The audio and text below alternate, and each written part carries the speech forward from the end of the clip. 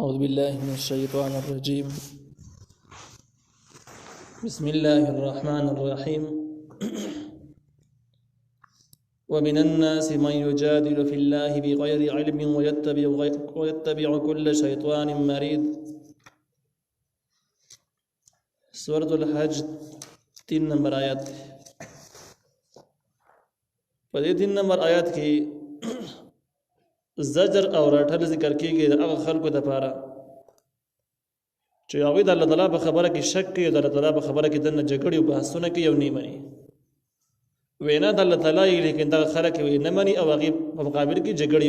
شروع کړي چې دا خبره زه نه منم او هغې دپاره بحثونو شرونو ته پاڅېدلی. الله تعالی وایي ومن الناس، بعضې د خلکو نه من هغه څوک دی یجادل چې جګړې کوي فی الله په خبره د الله تعالی کې بغیر علم په ناپوهي سره په خپله باندې اړو خبر نه دی، علم یې شته نه خو بس دغه شان نښتی دی.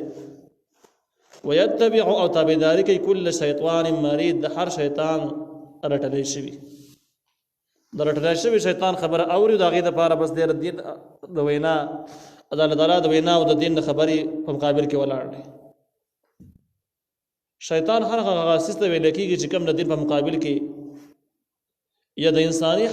همدردۍ په شکل کې هغه بد کار چې کوم دی، بدې مشورې او بد کارونه خلکو ته وړاندې کوي او دا ویې د ښیي. دا چیزونه په پیریانو کې هم شته او دا په انسانانو کې هم وي. سورة الناس کې به وضاحت راشي چې من الجنة والناس په انسانانو کې هم دي او پیریانو کې هم دي. نو سړی په خپله باندې شیطان خبره اوري او علم یې شته نه او په مقابله کې د الله تعالی د وینا لګیا دی، نو دغه خلکو باره کې د الله تعالی وعید ذکر کېږي، رټنه ذکر کېږي. الله تعالی وایي کتب علیه انه من تولی، مقرر شوی دا په باره د شیطان کې چې یقینا چا چې ورسره هم دوستانه وکړله فانه یضله، یقینا دل رب ګمراه کوي، ویهدیه الی عذاب السعیر، او د به لاره ښیي د عذاب د جهنم لاره به ورته ښیي. دا مقرره خبره ده چې څوک د شیطان اوري، د شیطان دو انډیوالانو د هغې د غلامانو اوري. یا ایها الناس، ای خلکو، ان کنتم فی ریب من البعث، که یی تاسو په شک کې د دوباره ژوندي کېدلو نه. مخکې د الله تعالی په ویناګانو کې شکونه کول، جګړو کول مذمت ذکر شو. اوس د الله تعالی په ویناګانو کې دا هم و چې خلک به دوباره ژوندي کېږي د قیامت په ورځ باندې حساب کتاب ته پیش کېږي. نو شیطان په لمسون باندې خلکو دا خبره نه منله او خلکو ویل چې نشي ژوندي کېدی دوباره. نو دې ځای کې کم خلک چې په یقیني په دوباره ژوندون نه په شک کې د هغوی د اصلاح کولو دپاره مناسب ښه انداز باندې دلایل ذکر کېږي. الله تعالی وایي یا ایها الناس، ای خلکو، ان کنتم که یی تاسو فی ریب په شک کې من البعث د دوباره ژوندي کېدلو نه. نو چې کله تاسو دوباره ژوندي کېدلو کې شک دی چې دا هډوکي او دا ورستی شوي غوښې چې کوم خاورې شوي دي دا به څنګه انسان جوړېږي او څنګه به انسان کېږي، دا زما ذهن نه رالي، خلک داسې وایي. نو دا هغه خلکو خبرې دي چې د الله تعالی قدرتونه یې نه دي پېژندلي، او چا چې د الله تعالی قدرتونه پېژندلي هغه به دې خبره کې شک نه کوي. اوس که ته د الله تعالی قدرتونه معلومول غواړې نو د وروستني دلایلو ته غوږ شه. د وروستني دلایلو نه ته د الله تعالی قدرتونه معلوم کړي چې معلوم دی دا خبره به دې علی یقین ته پرېوځي. نو تاسو وګورئ فإنا خلقناکم، یقینا موږ تاسو پیدا کړي من تراب، د خاورې نه. انسان آغاز د خاورې نه شوی دی، په ابتدا اولنۍ مادې باندې آدم علیه السلام د خاورې نه پیدا شو. یا دا هر انسان د خاورې نه پیدا دی، ځکه انسان د نطفې نه پیدا کېږي. دغه نطفه چې کوم ده د انسان د خوراکونو نه بعد دا نطفه جوړېږي، د ینې نه جوړېږي او انسان هر شی خوري. په هر شیزونو کې چې کوم شیزونه د استعمالي زیات د خاورو نه راوځي، د خاورې سبب کې پکې ده. نو انسان په پیدایش کې د خاورې پوره دخل پکې دی. ثم من نطفة، بیا د نطفې نه، بیا د معنی نه. دغه خاورې دا کم قوت چې دا میوو ته واوړي، دغه ته واوړي، خوراکونو ته واوړي. خوراکونو نه بعد بیا دغه د انسان په جسم کې نطفې شکل اختیار کړي. دغه نطفه چې کله د مور رحم ته لاړه شي، خېټې ته لاړه شي، نو بیا ثم من نطفة ثم من علقة، بیا د انسان آغاز د نطفې نه شروع شي، دغه منی نه شروع شي. چې کوم حدیث مبارک دغه وضاحت داسې دی چې سوریخ ورځ د غمنی د زنانه په خېټه کې دغه شان پرتای او ورو ټینګي سوریخ ورځ ته جوړه سيږي مکمل دا یو این ټوټه شکل اختیار کی د این ټوټه شي بیا سوریخ ورځ چې په نوري تیری شي دغه د اینو کړه ټوټه دغه وخت شکل اختیار کی وخت تباوړي بیا چې تقریبا څه زمانہ په دغه من نور تیر شي صدور میشت خواشه عمر کې د تباقیده فرشتہ راشي د حدیث سری مفهوم دی چې فرشتہ راشي د الله تعالی نه تاسو کی چې د دې د وخت ټوټه باره کې څه اراده ده آیا دا د پوره انسان جوړیږي کنه دا برته ناکام کیږي او خارجي کې بزایا کیږي نو کله الله اراده ده چې دې به انسان جوړیږي نو فرشتہ وته بس همدغه شان د کې مقرر شي او دغه وخت چې کمدان په خېټه کې پاتې شي په کلاره به د پوره د جسم شکل اختیار کی د جسم نه بعد بیا فرشتي د الله تعالی وایي چې الله تعالی نه فرشتہ ته پوښتنه کوي د باره کې څه ولي کوم رزق څومره ولي کوم عمل څه ولي کوم چې کار وکړي د سب علم کې د نیکبختو کې د بدبختو کې د بکم ځای کې به مړ کیږي او د غټوري خبره د الله تعالی وخی او فرشته ولي کی نو بده ځکه کې اول انسان د عام د خوراکونو په شکل کې پروت دي خوراکونو د نورسته بیا د انسان په جسم کې د نطفه شکل اختیار کی او د نطفه د شکل نورسته د این ټوټه جوړ شي او دا غینه برسته ثم من مزعه ثم من علقه ثم من مزعه مخلقه بیا دا غینه ثم من علقه رسته د این ټوټه نه ثم من مزعه مخلقه بیا د این هغه ټوټه جګه پوره جسم والا جسم پوره شوی روغ نو ډېر انسانان د جګه جسمونه پورای پیدا شي اندامونه مکمل صحیح برابرۍ و غیر مخلقه هغه چې پورا اندامونه والا نه ډېر انسانان د چې پیدا شي هم معذوري چا سترګې نه چا پوزه نه چا لاسونه نه یا کټ یا لړنی یوی بل نه یا د شخپی معذوري نه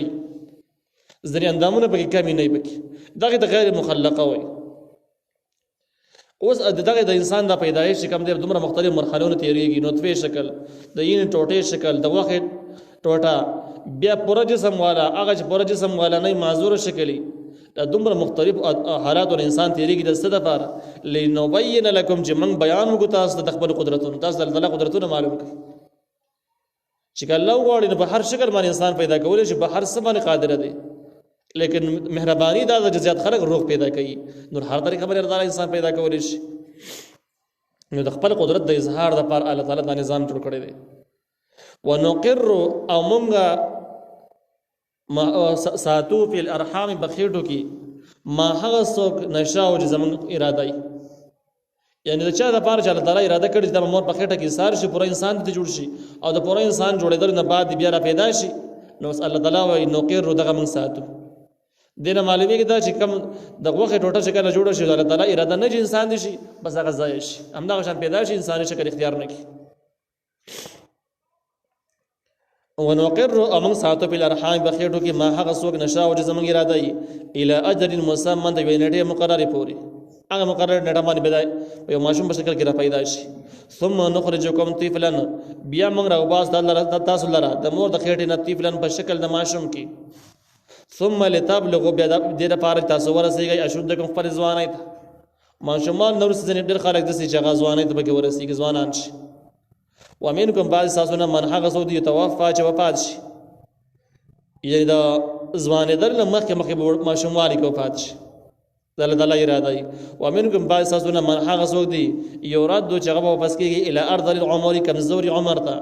کمزوري عمر ته واپس شي چې بیا هغه دوه په باندې صحیح لینې شي خوراک صحیح نشي کولای صحیح سترګې صحیح کار نه کوي دماغ کمزوري شي خبره زر یریږي او داسې کمزوري عمر ته واپس شي د کمزوري عمر ته واپس کېدل نه نبی علیہ السلام پناه غوښتله چې الله تعالی ارذل العمر ته واپس نکړي دی عمر ته واپس کړه د ابراهیم علیہ السلام باره کې مفسرین لیکلي دي چې کله ابراهیم علیہ السلام وفات کېدو فرشتہ ورلراله او د یو کمزور انسان په شکل کې رااله چې سپینګری کمزور سړی ابراهیم علیہ السلام ته ویل تاسو راځنن ملما کېږي په ما باندې روټي خوري هغه ویل ټیک ته راځه بس ذکر دا روټي ته کې ناستنو د لاس ټول رپیدل نو چې کله به روټي راغستان د لاس به دومره رپیدل چې ورخ به دا روټي نشورانی وله چې روټي به راونی ولا نو بیا به خپل لوړه لاس به خوځیده خوري ته نه برابر دي کله به ته بیرته ورسېدل ابراهیم علیہ السلام دغه سپینګری نه تاسو کوي ستا عمر څومره دی هغه ورته ویل زما عمر چې د شپږم 200 کال دی 200 کالو کې صرف 6 کاله کم دي. نو بس د ابراهیم علیه السلام ویل چې خاطر خو زما عمر هم نږدې شوی دی، نو چې دغه حال ته زه ورسېږم زه هم داسې کمزوری کېږم. بس یو احساس سره پیدا شو او د الله تعالی نه سوال وکړه چې ارذل عمر ته مې مرسوه، دا عمر ډېر کمزوری عمر دی ته مې مرسوه. په دې کې هغه سپینګري شکل ورته خپل شکل ښکاره کړو. هغه سپینګري سړی چې کوم راغلی هغه ورته وویل چې زه انسان نه یم، زه فرشته یم، خو ستا نه ما روح نشه اخیستلی، ډېر احترام د وجه نه شرمېدم در نه، نو اړه مې نشو کولی چې ستا نه روح والم. اصل کې زه اسرائیل یم، خو ته به دې ما مطمئن کولی چې دا مرګ ښه شی دی، خپل ټیم باندې ارذل العمر ښه شی نه دی. نو بس هغه ورته ویل چې زه بس په خبره باندې پوه شوم، زما روح واخله. ابراهیم علیه السلام نه یې روح واخیست په دغه ټیم کې. نو ارذل العمر کمزوري عمر ته ویل کېږي، لکۍ لا یعلم من بعد علم شیئا، چې دا بیا نه پېژني وروسته د خپل علم نه هېڅ شي لره. ښه به علم کړی ډېر څه به ورته معلوم وي، خو دغه عمر ته چې ورسېږي هر څه ته هېر شي، بیا به خبره باندې نه پوهېږي. که ته ورته یو خبره زده کړي خو څه وخت لږ وخت بعد 1 ګنټه بعد چې راشي بیا ته هېر شوي، خبره باندې نه پوهېږي.